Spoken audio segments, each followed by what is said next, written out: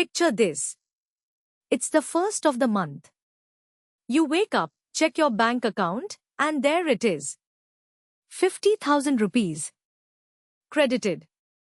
Not from your salary. Not from a side hustle.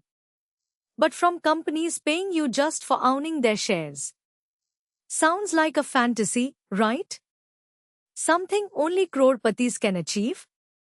Well, what if I told you that thousands of ordinary Indians are quietly building exactly this kind of income stream? And no, they're not day traders staring at screens for 12 hours. They're not taking crazy risks on penny stocks.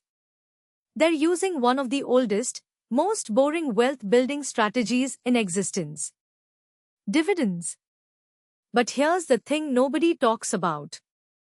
Building dividend income in India is very different from what you see in those American YouTube videos. Our tax rules are different. Our dividend yields are different. And there are traps, like dividend stripping, that can land you in serious trouble with the income tax department. In today's video, I'm going to show you the exact blueprint to build 50,000 rupees in monthly passive income from dividends. We'll do the real math, no fake promises. We'll look at the best dividend-paying stocks in India right now.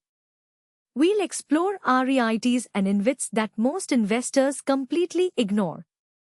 And most importantly, I'll show you how to avoid the costly mistakes that can destroy your dividend strategy. If you're serious about building wealth that works for you while you sleep, stay till the end. Because by the time this video finishes, you'll have a complete action plan to start your dividend journey. Let's dive in. Before we get excited about stock picks, let's get brutally honest about the numbers. Because this is where most YouTube finance gurus mislead you. To earn 50,000 rupees per month, you need 6 lakh rupees per year in dividend income. Simple math. Now, here's the reality check. The average dividend yield in the Indian stock market is between 1 to 2%. Even good dividend-paying companies rarely give more than 3 to 4% yield consistently. Let's do the math with different scenarios. At 2% dividend yield, which is realistic for blue-chip stocks, you would need a corpus of 3 crore rupees. Yes, 3 crore. At 4% yield, which requires more careful stock selection, you need 1 crore 50 lakhs. At 6% yield, which is possible with REITs and some high-yield stocks, you need 1 crore rupees. Now before you click away thinking this is impossible, hear me out. First, you don't need to start with the full corpus. You build it over time through systematic investing. Second, dividend yields can be enhanced through smart portfolio construction mixing stocks, REITs, and InvITs. Third, many dividend stocks also give you capital appreciation, so your corpus grows while paying you. The key insight is this. Building 50,000 monthly dividend income is a 10 to 15-year project for most people. But here's the beautiful part. Once built, it requires almost zero active work. The companies do the heavy lifting. You just collect the checks. Now let's look at exactly which stocks and instruments can help you get there faster. Let me introduce you to the dividend aristocrats of India.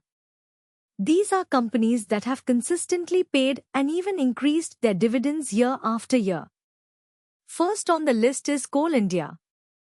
Currently offering a dividend yield of around 5 to 6%, Coal India has been a favorite among income investors.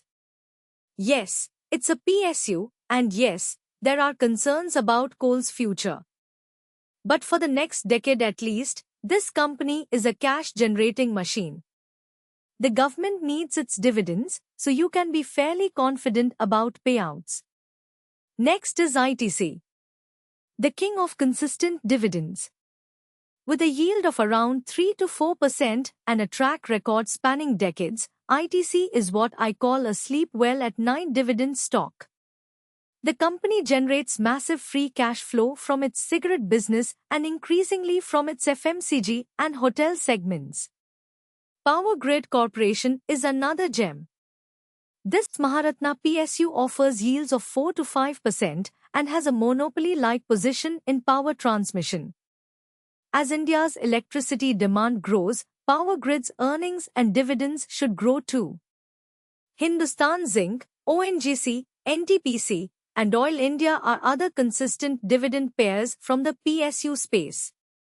In the private sector, look at companies like Bajaj Auto, HCL Technologies, and Infosys. They may have lower yields of 2 to 3%, but they offer better capital appreciation potential. Here's my personal strategy. I divide my dividend portfolio into two buckets. 70% in consistent dividend pairs like ITC, Power Grid, and Coal India.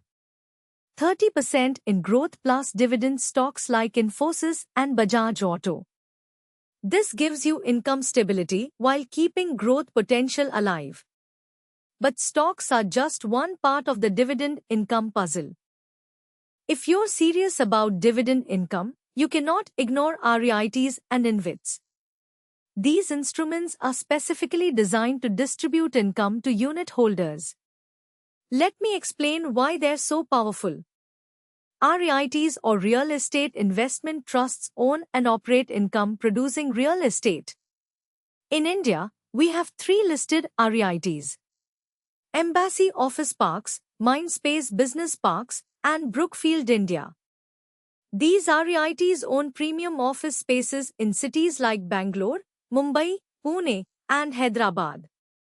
Companies like Google, Microsoft, and JP Morgan pay rent to these REITs.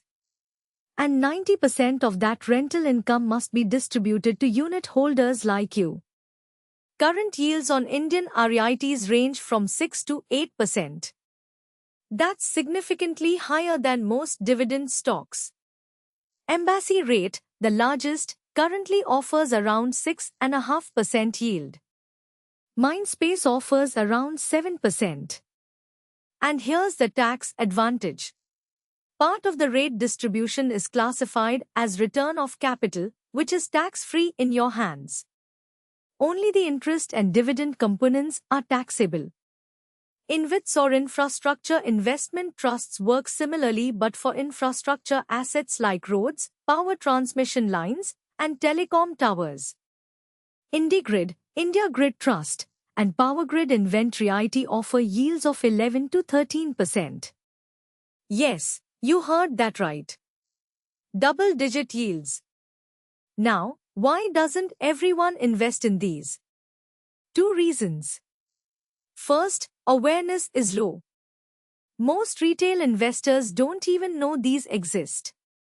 Second, liquidity is lower compared to large-cap stocks. But for a long-term dividend income portfolio, these are absolute gems. My recommendation?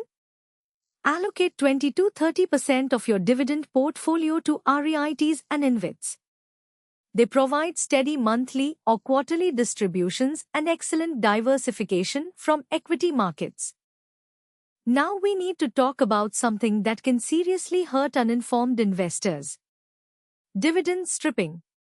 And the income tax department is watching closely. Here's how dividend stripping works.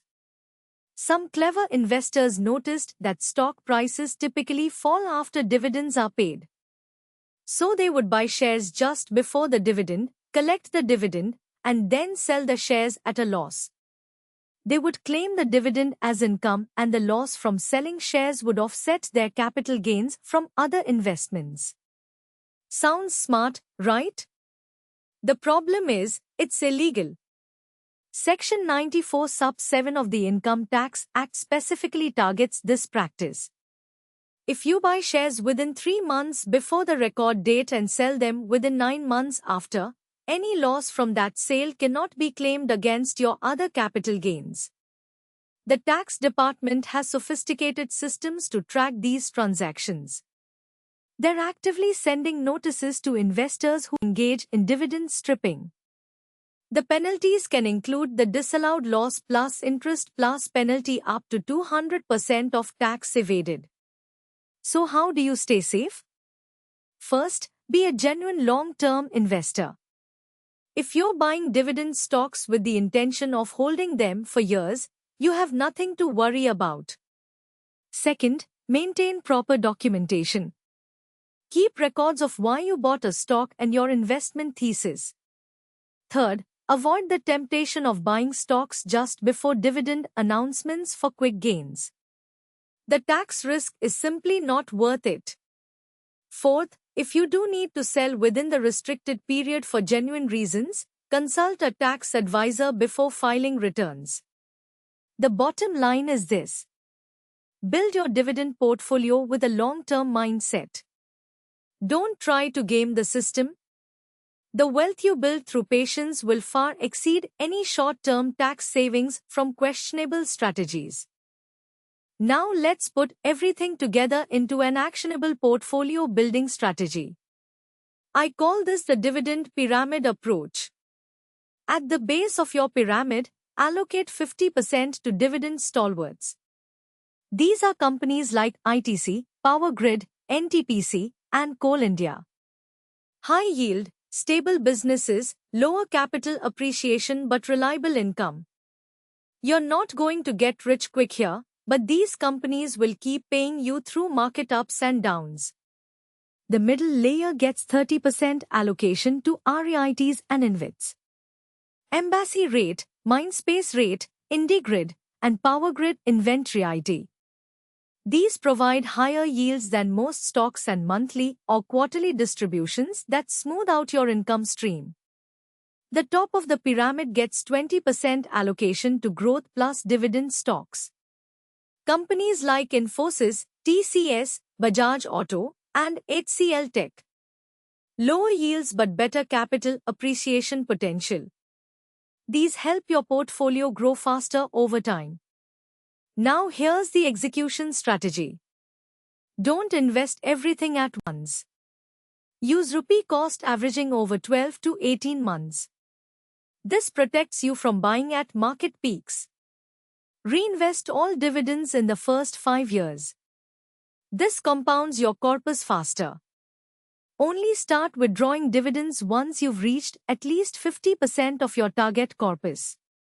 Diversify across at least 15 to 20 holdings. No single stock should be more than 10% of your dividend portfolio. Review annually. Some companies cut dividends. Some new opportunities emerge. Adjust your portfolio once a year, not more frequently. Track your dividend income monthly. I use a simple Excel sheet that records every dividend received, the yield, and the trend. This keeps you motivated and helps identify underperformers. Finally, have realistic expectations.